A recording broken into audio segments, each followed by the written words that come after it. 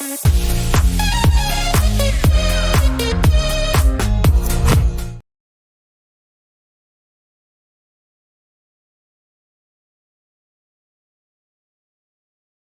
everybody, welcome back to your Full Tilt Tech Industry Leadership Talks podcast. I'm Dawn Zoldi, your host and the CEO of P3 Tech Consulting. Today we're here with Tom Walker, the CEO of DroneUp, talking about leading by example. And I'm so excited for this show. Welcome, Tom. Thanks, Don. It's great to be here. Tom, you picked this excellent topic of leading by example, and I want to just dive right in and start there. Why did you pick that topic? Well, I think it's interesting. You know, we talk about leadership a lot, leadership in the industry, leadership in our companies.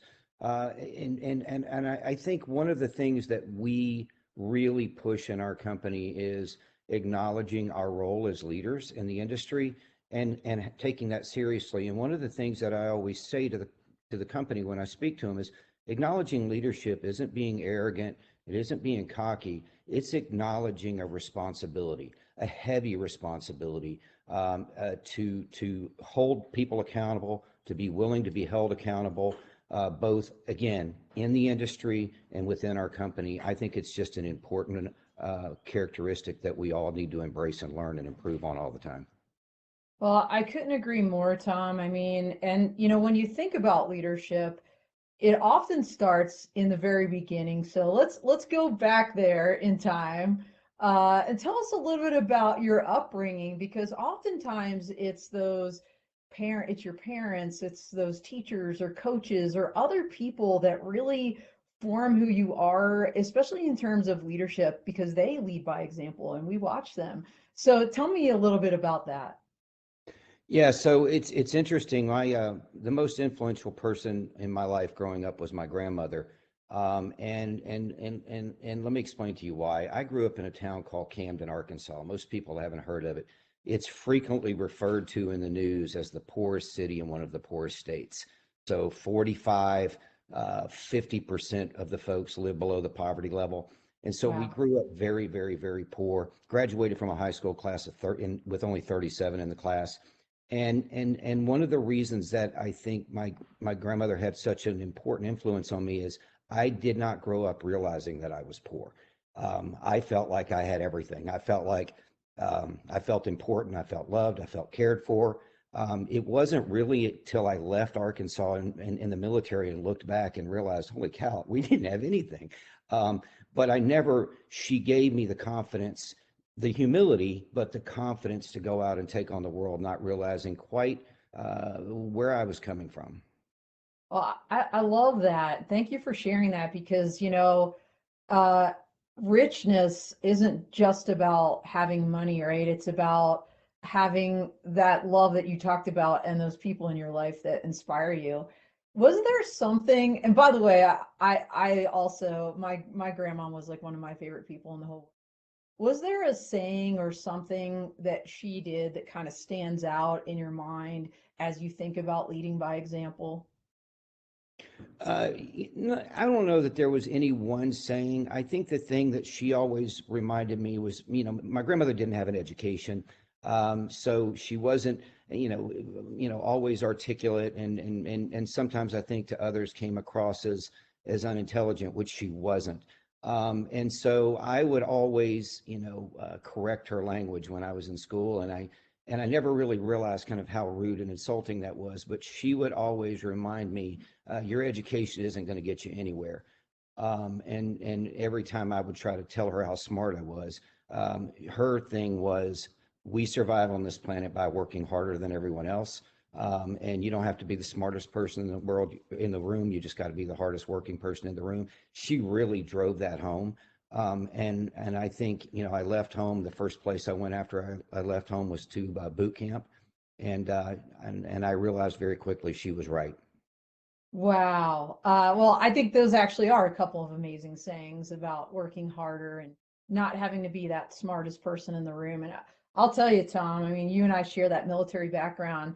Part of my career, I was a prosecutor, and there were a lot of people that had some natural talent, but I'll tell you, and I would tell all of them, that worked with me, I would take anybody any day that was willing to put the work in, because they're going to beat you every time. Right.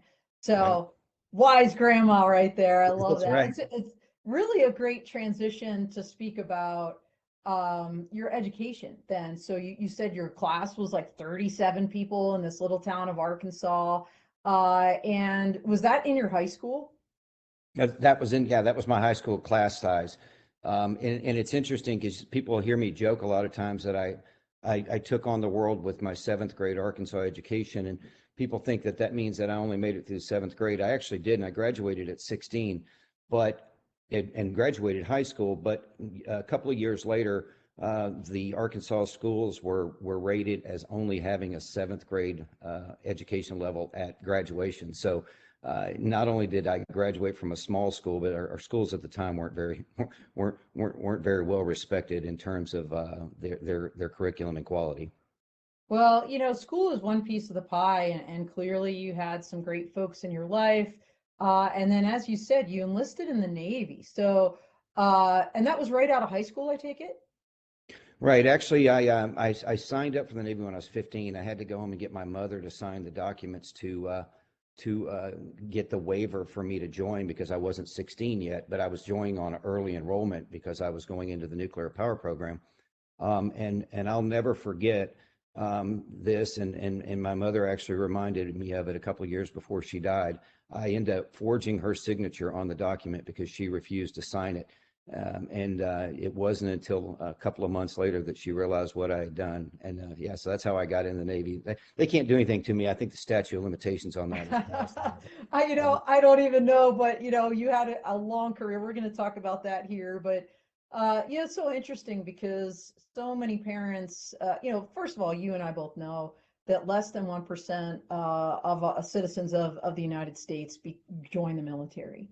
And so many parents, I think, are concerned and afraid of what that will mean for their kids, that they don't support that, like what you first experienced. So, it's great that they came around, because I think that support system and having that is really important, especially so you said you joined the nuclear forces. I mean, that's pretty significant. By the way, everybody out there, if you don't know a lot about the United States Navy, it's a pretty elite force. And when you think about the different, let's call them subcultures, no pun intended, because we're talking nukes and that's subs.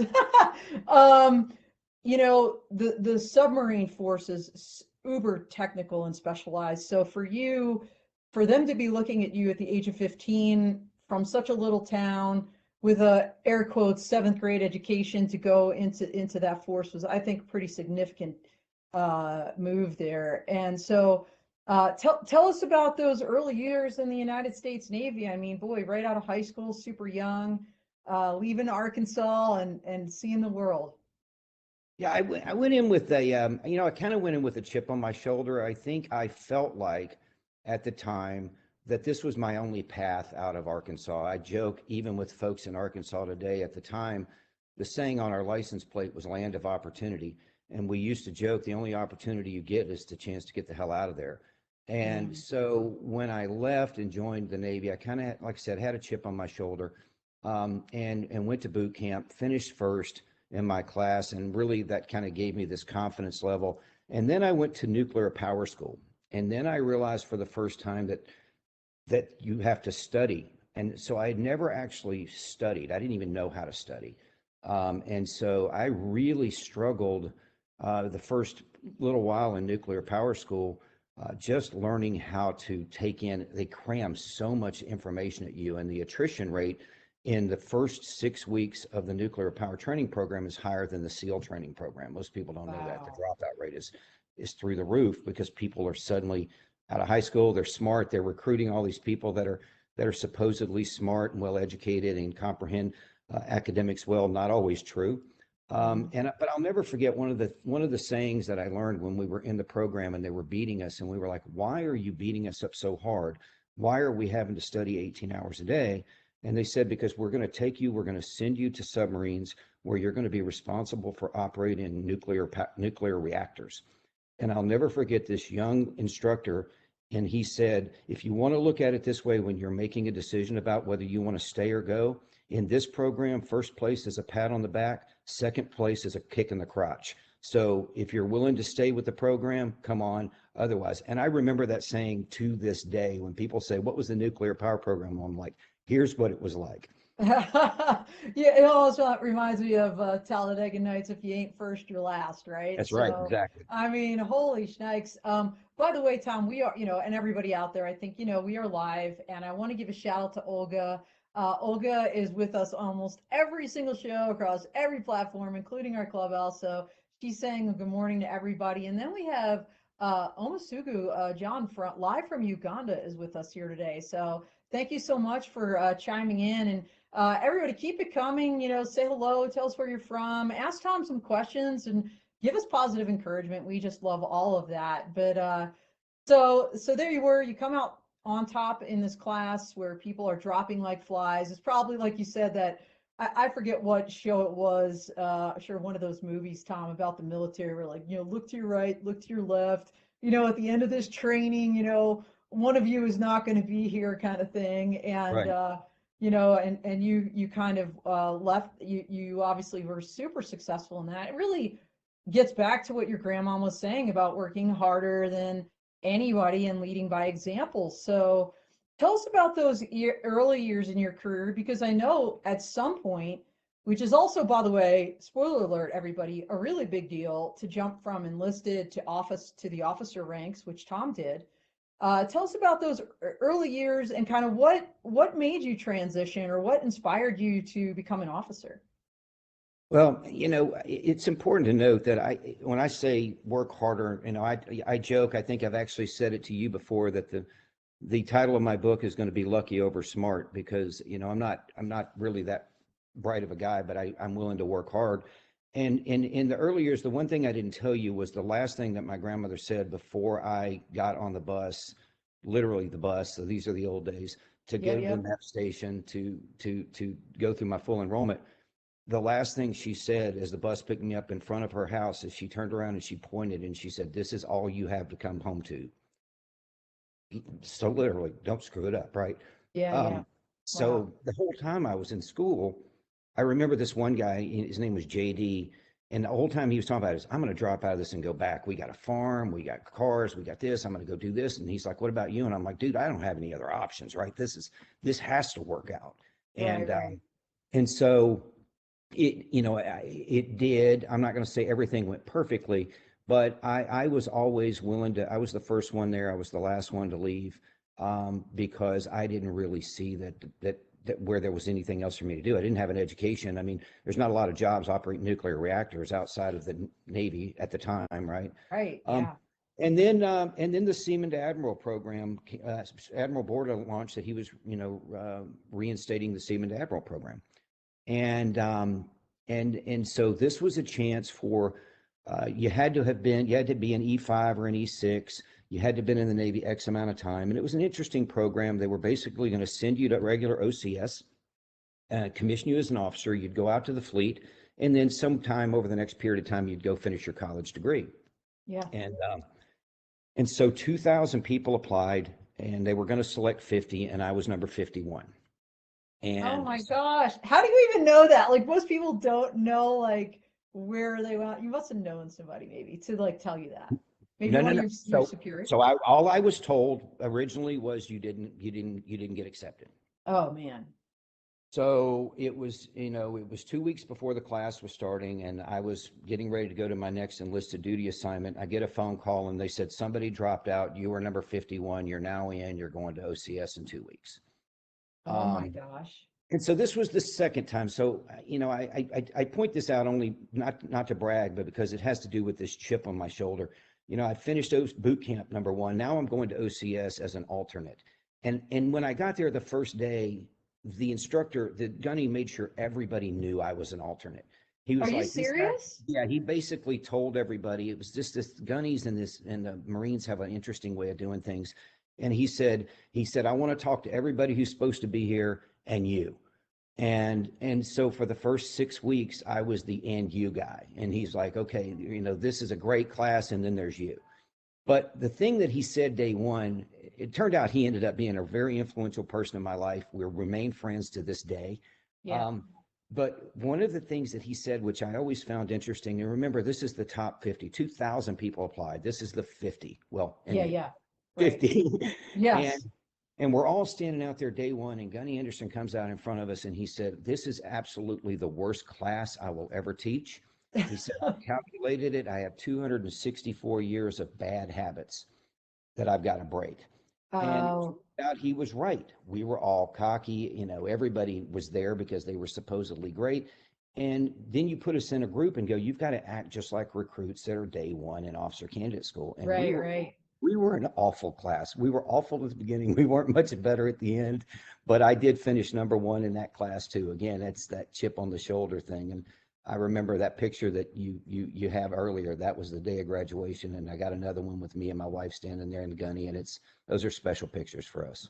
That is so cool. So we could pop up that picture here of Tom at his graduation. That would be great. Give kind of everybody a, there he is, the young Tom, smiling. He made it, not only made it, but number one again in his class. Just unbelievable. I mean, I'm getting chills like thinking about this, how you started in this small town in Arkansas with grandma saying work harder than everybody else. You're watching her lead by example. And then you have these moments in your life where they either throw you a curveball or just kind of, really throw down the gauntlet, and this kind of alternate thing you're talking about, like you're not quite the top 50, but hey, you get the spot because somebody dropped out and we're going to make sure everybody knows that. I could see where that would be highly motivating to prove everybody wrong. And you always talk, Tom, about this chip on your shoulder. I don't really look at you that way, honestly. I think you've got the weight of the world on your shoulder sometimes with all the amazing things you're doing in DroneUp, but I don't see it as a chip. I see it as something for sure that has propelled you to work really, really hard to achieve everything you've done in life. By the way, we've got a couple more people jumping in the chat. Rotor Dynamics is saying howdy, howdy from Greenville. So howdy, howdy there, Rotor Dynamics. Thanks for jumping in. So there you are. You're now an officer in the United States Navy. And are you at this point still in the nuclear field, or did you, as an officer, transition to other duties? Yeah, so that's an interesting story in of itself. But the one thing I want to tell you about the graduation and the gunny in this moment, and I know you probably remember this moment, during your training, but this guy had basically gone from abusing me, beating me up, calling me the alternate. In fact, I was officer candidate alternate. That was my name. That's what he actually made people call me that for the first 6 weeks or 8 weeks of OCS. But Wow. anyway, so at the very end of that, it gets done, and he gives you a coin and he salutes you and he says, "Congratulations, Mr. Walker." And and the Marines never laughed. They never broke character. And I said, Gunny, don't. I said, the last time somebody called me Mr. Walker, it was, "Mr. Walker, will you please step out of the vehicle?" And and in the salute line, while he was doing it, he actually lost his cool, broke character and started laughing. And I think that was kind of that was actually, I think, one of the neatest moments of the entire experience to me. But I did leave the nuclear power program. I didn't want to stay in the program. And I transitioned into the surface warfare and then ultimately over into the special operations community, where I actually had the coolest job on the planet for the last probably 8 years of my career, because I was on ships, but I was deployed overseas. I was building counterintelligence systems and computer systems and web enabling the special operations and joint forces special operations communities. It was pretty cool career at that point. That is amazing. And for those out there that aren't familiar with the military, the special operations community is really unique. Not only are they kind of a combatant command onto themselves because they kind of cross over every single service and almost every operation, but just super hardcore in their approach. And Tom, was it during your time in special ops and that background in building, as you said, kind of these computer programs, or really getting into kind of that cyber realm, that inspired you to work with drones eventually? Or what exactly inspired you to eventually get into drones? Um, I think at this point there were two formative things that were happening in my life throughout that early days of the career that kind of got me to where I am today. And I don't think they had anything to do with drones, but they have a lot to do with how I run the company and how I lead my company. And that was, I had spent everything in small. High school was small. Boot camp was small. Nuclear training group was small. Submarines were small. The special operation teams were small. True. Everything was small, small, small. I didn't really understand big. And then when I left the military and went to work with my wife and had probably the greatest pinnacle of my business career was I got to spend 20 years building a business with my wife. And it was a small company that kind of had this kind of tiger team special operations feel to it as well. It was while we were at year 18 of that business that I was walking through Best Buy and realized that for under $2,000, you could buy a piece of equipment that had more technology on it than the early space shuttle did. And so I Yeah. bought one. Right. And I'm going to confess this story to people that probably have never heard it. And I took it home, and my wife was furious with me for spending this money on this drone. And she said, well, let's go fly. Let's go to the beach. She loves to go to the beach in the evening, sit on the beach with a bottle of wine and watch the sunset. I personally have spent enough time on the ocean. I don't need to sit on the side of it and look at it for hours. That's true in the Navy. That's true. Yeah. I mean, I really have seen it. I've been there, Yeah. done that. And so she has this great idea. Why don't you take your drone? Let's go to the beach. You can fly it. I can drink a bottle of wine and I can watch you fly it. And so what a great idea. So I take it out the very first day and I crash into the ocean. I lose it. Oh my gosh.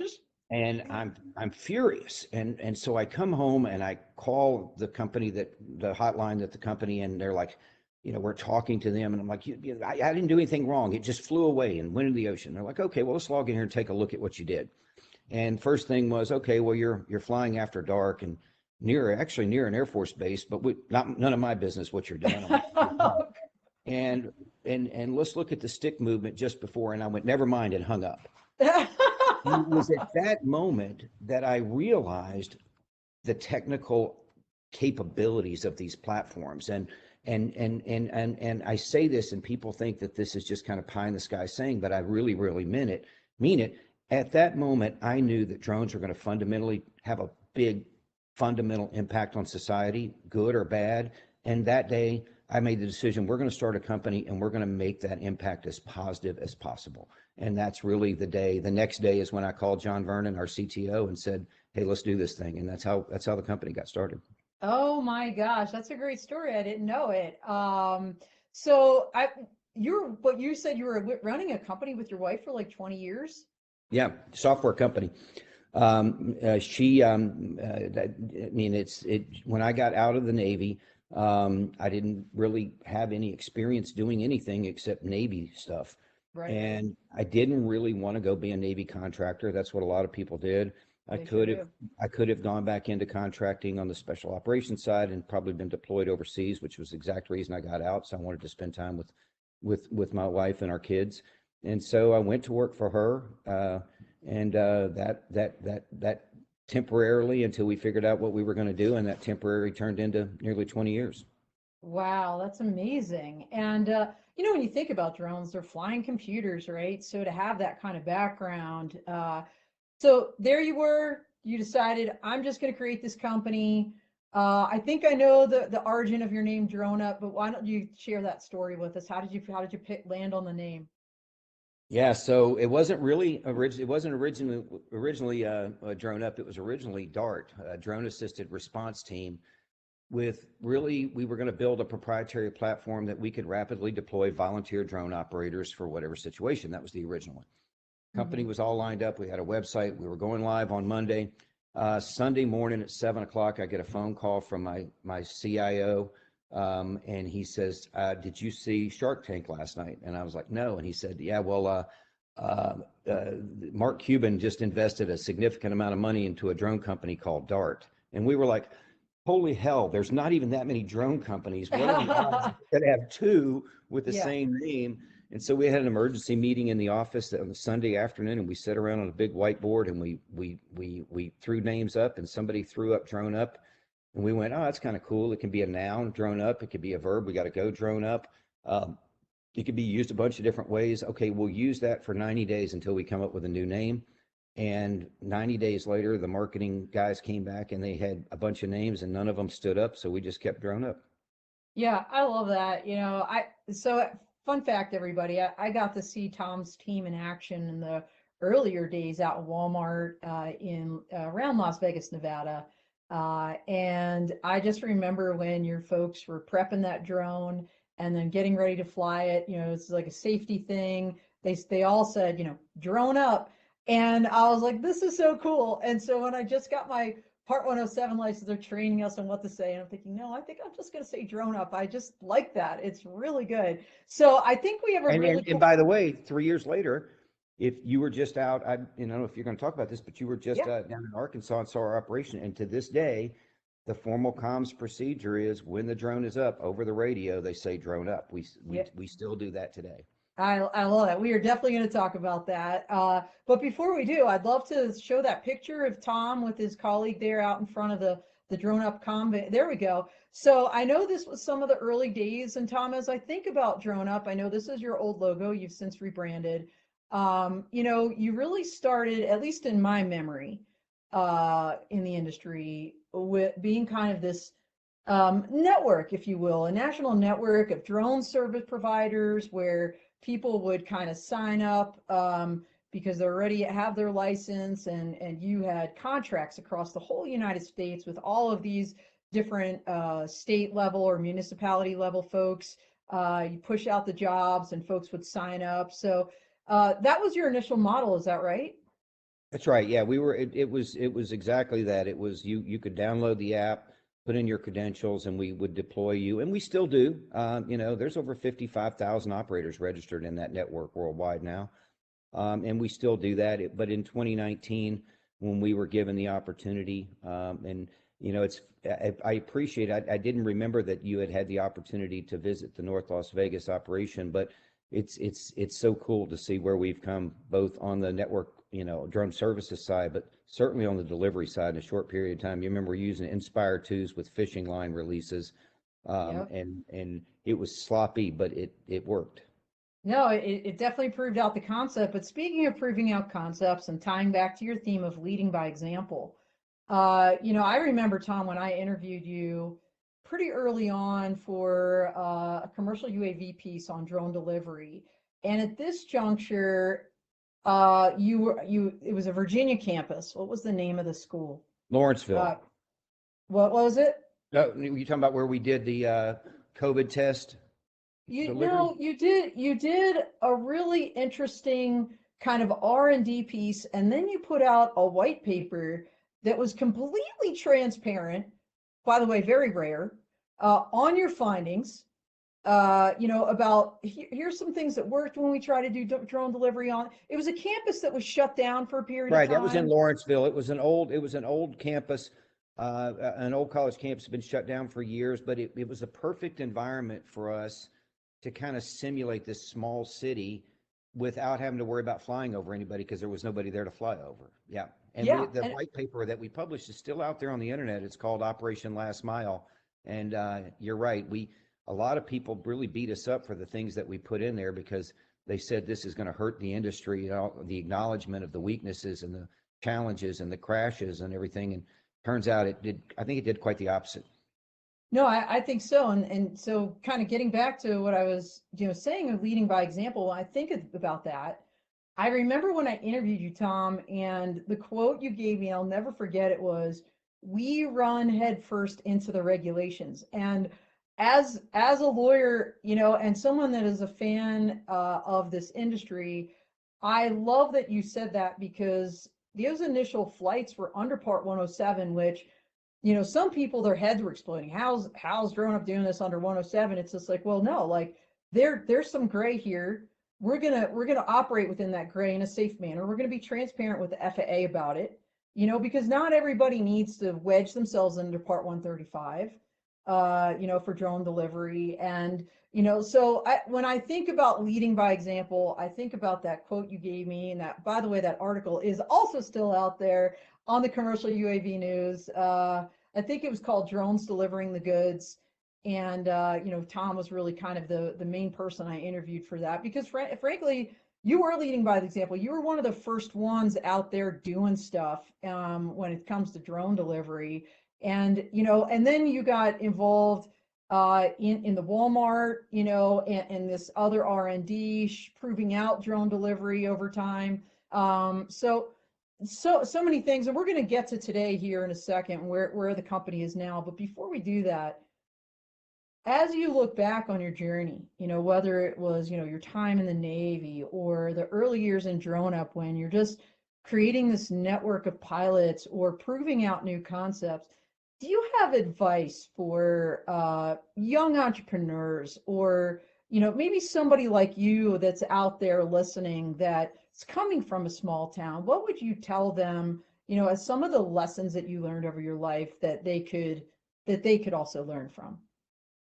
The number one thing that I preach to my staff, whether they're our senior staff or their junior staff, first day on the thing, or when I talk to students at schools, I'm actually getting ready to give my first commencement speech in a few weeks. I've never been more nervous about a talk than this one, right? But the main message is humility, right? Because at the end of the day, if the moment that you get cocky, the moment that you think you're something special, that is when that drives and creates complacency and the ability, you start ignoring the little things, right? One of the sayings that you've heard me say, my team gets so annoyed by saying it, but I learned it in the military, is one aw shit wipes out 99 attaboys. And so many times what I hear is, well, things are going to go wrong. Things are going to happen. And I say, yeah, I acknowledge that. And people will not measure us by what goes wrong, but by how we respond and react to what goes wrong. But let's back up to the whole statement, that original premise, that assumption that things will go wrong. Let's start with doing everything in our power. Put safety first, safety over revenues, a culture of safety, a culture of people first. One of the sayings that I say to everybody the first day they start with the company, the first time I have an opportunity to talk to them, is be proud but not arrogant, confident but not cocky, and don't tell others how you're better. Tell them how you're different. Let them decide if it's better. It's really just to continually pushing. That's why you'll never hear us say we're the biggest, we're the best, we're the number one, we're the top. We don't say that. We articulate how we're different. We're transparent with the community, with the industry, and with the FAA. And we think that humility, that transparency, and that care and compassion for our people and our industry is what makes us just a little bit special. Well, I would agree. And I think the transparency is one key way that you are leading by example. And, Shannon Knutson agrees. He's out there. Shannon's with Parallel Flight, by the way, if you don't know about them. He's saying, Tom, I love the transparency while developing the tech. Any advice for startups balancing transparency with strategic messaging? And does it vary between DoD and private customers? I guess this idea of transparency. Yeah, one of the things that's a challenge in our industry, and I only speak to our industry because I always tell people I'll never know another person's industry as well as they do. I can only know my industry.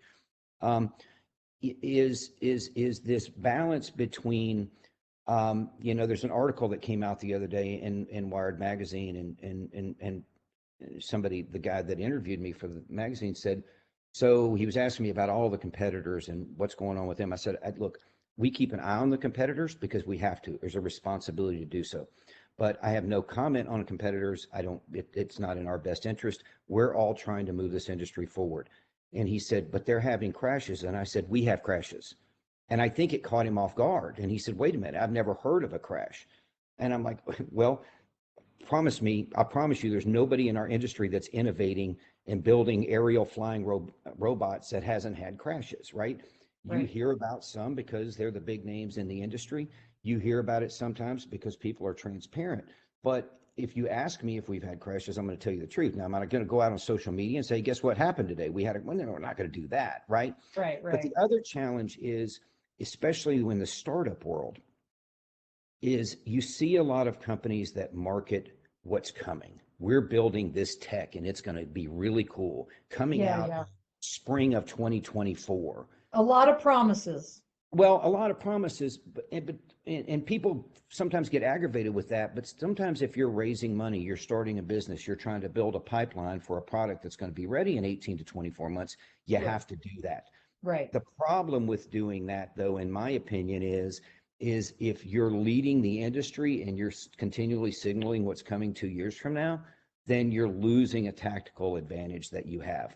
So it's a delicate balance between being able to reach a point in the industry where you don't want to share and don't need to share your future tech, or be transparent. In our case now, we're transparent about our operations. This, we've talked about this. We briefed the FAA to the point that the FAA has literally said to me multiple times, Tom, you're telling us more than you need to tell us. And my Right. answer is, that's fine. Because when you, as the FAA, hear that something went wrong or something happened, you're going to know that if you've heard it from somebody else before you heard it from us, it probably isn't true. And Right. so that's that advantage. But in terms of being able to kind of future voice your technology because you're a startup, and then being confident about the failures, or transparent about the failures along the way, that's a decision every operator has to make, because it's a tough balance. Yeah, absolutely. And by the way, balancing that innovation with humility, Chris Waters is out there saying innovation, humility is everything. So thanks, Chris, for dropping that, and Shannon for those comments. Keep them coming, everybody. We love that. We have a couple more pictures that I want to make sure we show, but you pinged on a word, balance, and we're going to get to that here in a second, Tom. So if we could roll these pictures of Tom here. I think another one is, here we go. I remember when I asked you about this, Tom, you're like, this is me trying to convince people drones are really a thing. Like, they're actually going to be important. And, it's kind of funny because I think in some regard, we're all still in some respects trying to do that. Yeah, So I love that picture of you with the military hand gesture there, that's and right. yeah, yeah, of course, You of thought course. you thought I was in the Air Force. That looks like an Air Force person It, giving a it power. does. It's like, hello.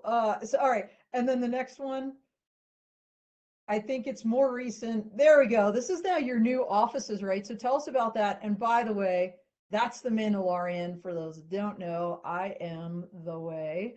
So tell us about this one. Yeah, they picked this picture just because, we one of the things that makes our company so cool, and what makes it so much fun to go to work, is that the people who work there are intelligent, creative.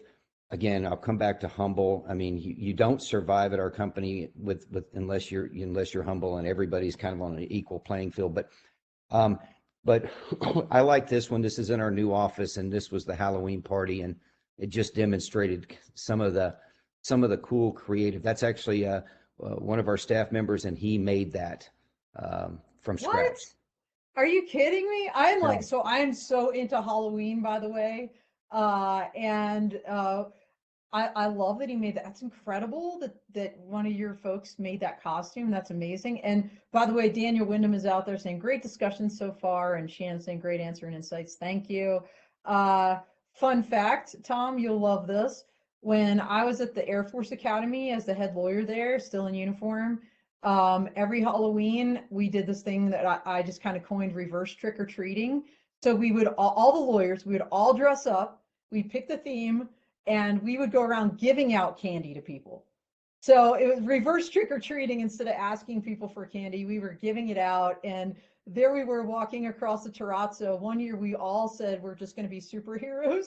And so you had, like, Thor and, Superman and Spider-Man. I was, of course, had to be Wonder Woman, walking around campus giving the cadets and all the staff members candy. It was super fun. So that's awesome. I love that you guys dress up for Halloween. I got to come out sometime. That's so cool. So you talked about balance, and I knew our time was going to fly and get short.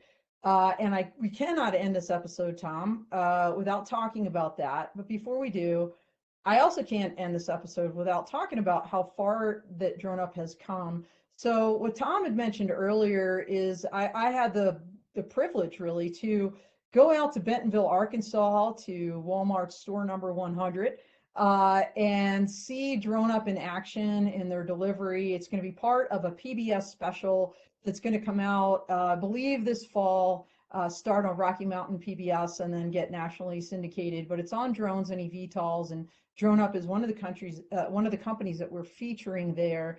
And you're right, from a van with a tent and fishing line in a parking lot in North Las Vegas to I guess you call it the drone hub, your kind of infrastructure that you've built. It's a 2-story building with a really cool hydraulic lift that has the RPIC in it to watch that drone fly once you say drone up.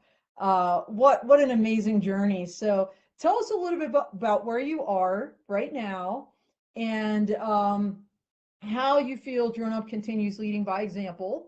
And then I want to hit our balance topic for the end. Yeah, we are very, very excited about the progress that we've made, but I don't just mean we, I mean we as an industry. One of the things that we want to do is we want to help the industry win. This isn't about DroneUp winning. This isn't about, proving what we can do with drones. We think that every time we get it right, it's good for the industry. One of the things that we tell our staff, again, you keep hearing these sayings we teach everybody all the time, but one of the things that we teach our staff all the time is decision making is easy. When you're making a decision, the order goes like this: what's best for our people, what's best for our brand, and what's best for our industry. And make every decision in that order, right? And so that's what we've tried to do, both with our culture of safety. If you were at the hub, you saw it. There's a sign that says safety over revenues, safety over revenue. It's revenues come way, way, way, way after safety, because we believe that anything we do wrong will not just hurt our brand, it will not just hurt our customers' brand, but it hurts the industry. Similarly, everything that we get right has that same effect. And I think that we've got more right than we've got wrong, and we're going to continue to try to do that. That's awesome. So it looks like there's something about a personal message in an email, which, by the way, everybody, I can't access my emails while I'm doing the show. So if you've got something, drop it in the chat. I'll try to ask it. And if I don't get to your questions, but you want to reach out to Tom, we'll make sure that we give you his contact information before we sign off. But I want to talk about balance, Tom, because that is a word that you used earlier. It's one of those things that's so elusive in so many people's lives, especially someone that is leading by example in the industry, in their company, in their communities, which I know you are doing as well. So let's put up that picture of Tom and his wife, and tell me, how do you do it? How do you try to maintain balance? I wish I were better. I'm not. I tend to get bogged down, but I've been fortunate with my wife in the fact that we've worked together for 25 years now. We worked in the company together. We used to joke that our board meetings were in the bedroom. And we talk about how we got our MBAs working together. She knows she has a higher work ethic than I do. So as hard as I work, I'm still trying to catch up to her. And now this really is still a mutual. She sold her company a couple of years ago, but she still travels with me. She's around me, continuously. I talk business with her more than I do anyone. So I have a little bit of an advantage there, you know what I mean, over others. But if you want to say how I keep balance, it's actually not me that does it. My wife has a really surly habit of scheduling trips that we go places where there's no cell phone coverage. And it's true. And for the first couple of days, I have withdrawals. My hands are shaking. I'm sweating. But then, we enjoy the time away, and then I get back and realize the world didn't burn to the ground while I was not able to respond to text in 30 seconds. No, that's so important to realize that kind of we're all fungible, right? That's one thing I learned in the military. We're all replaceable, and Right. just not taking yourself too seriously. That picture, everybody, by the way, was from one of these excursions Tom had with his wife as part of their 30th anniversary tour. So happy anniversary, Tom, to you and your wife. That's amazing. I mean, I think it speaks volumes to your marriage that you can work together, because what do they say? Don't do business with friends or family. And there you were for like over 25 years, like in this together. That's super cool. So we are literally at our 45-minute mark, but we're not going to end without our quick lightning round. So I'm going to ask you 3 questions, really super quick answers. Number 1, favorite book. Critical Chain, Eli Goldratt. Okay. Number 2, hero. My wife. And number 3, the one leadership tip you want to leave with others as you sign off today. Look, no matter how strong a leader you are, or no matter how strong you are, strength without humility is just a weapon. But strength with humility is the ability to hold others accountable, hold yourself accountable, and get things done. All right. Well, very good. Thanks, Tom, for taking this time with us and for continuing to lead by example. Everybody in the chat and everybody out there, thanks so much for watching. That's all she wrote, and we are out here.